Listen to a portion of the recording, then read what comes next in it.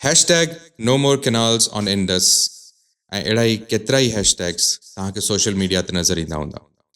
वस्ती वाहणनि में स्कूलनि जा ॿार, ऑफिसुनि में ऑफिसर, प्राइवेट तोड़े सरकारी या प्रेस क्लबनि जे ॿाहिरां तव्हांखे माण्हू सिंध में एहतजाज कंदे नज़र ईंदा हूंदा। इहो एहतजाज जाइज़ आहे, छो त इन एहतजाज सां असां इहो ॿुधाइण था चाहियूं त पाणी असांजो हक़ आहे। सिंधु दरिया असांजो दरिया आहे जंहिंखे तव्हां सदियुनि खां सुकाइण जी भरपूर कोशिश करे रहिया आहियो। ऐं हाणे वरी नवनि मनसूबनि ज़रिए नवां कैनाल जोड़े सिंधुअ ते धाड़ो लॻायो पियो वञे। इन करे तव्हां ॾिठो हूंदो त माण्हू सरापा एहतजाज आहिनि।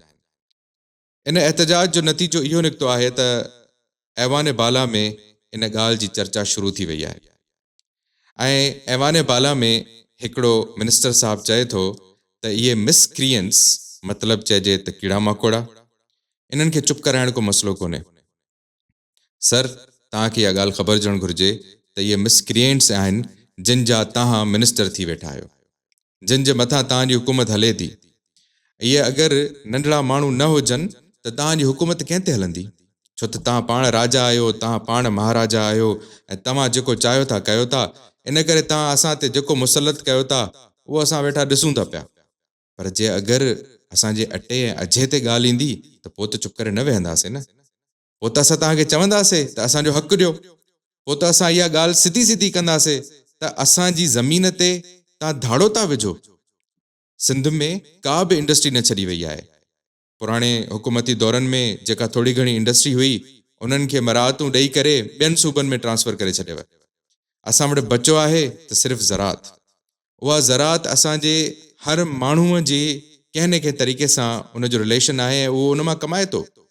अगरि उहा ज़रात ई ख़तमु थी वेंदी, जेके मेन स्ट्रीम दरिया जे किनारनि ते कपनि ते वेठा आहिनि उन्हनि जी ज़रात ख़तमु थी वेंदी, छो त दरिया खे सुकायो वेंदो हथरादू कैनाल जोड़े करे, त पोइ उहे माण्हू गोड़ त कंदा।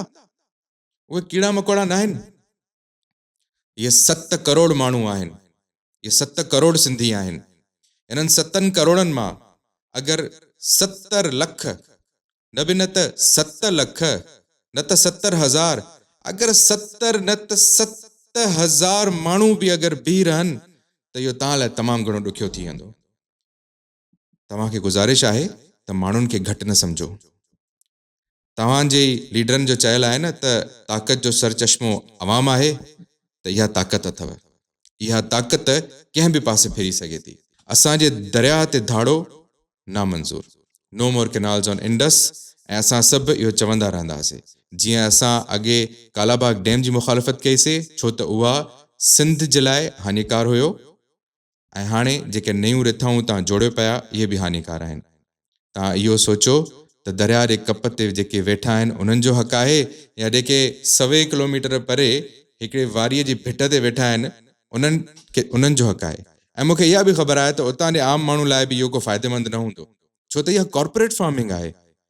असां कॉर्पोरेट फार्मिंग खे सम्झूं था त इहो हिकिड़ो बिज़नेस मॉडल आहे जेको वॾनि इन्वेस्टर्स खे इहा ज़मीन ॾेई करे फार्मिंग कराई वेंदी, ऐं जेको उतां जो लोकल माण्हू हूंदो उनखे त मां नथो सम्झां कुझु हासिलु थींदो। सो वरी बि इहा अवाम या जंहिंखे तव्हां कीड़ा मकोड़ा चओ था, इन्हनि खे त कुझु बि हासिलु न थींदो। सो इन करे अखि पटियो, होशियारी कयो। असां पंहिंजे दरिया ते धाड़ो न हणणु ॾींदासीं।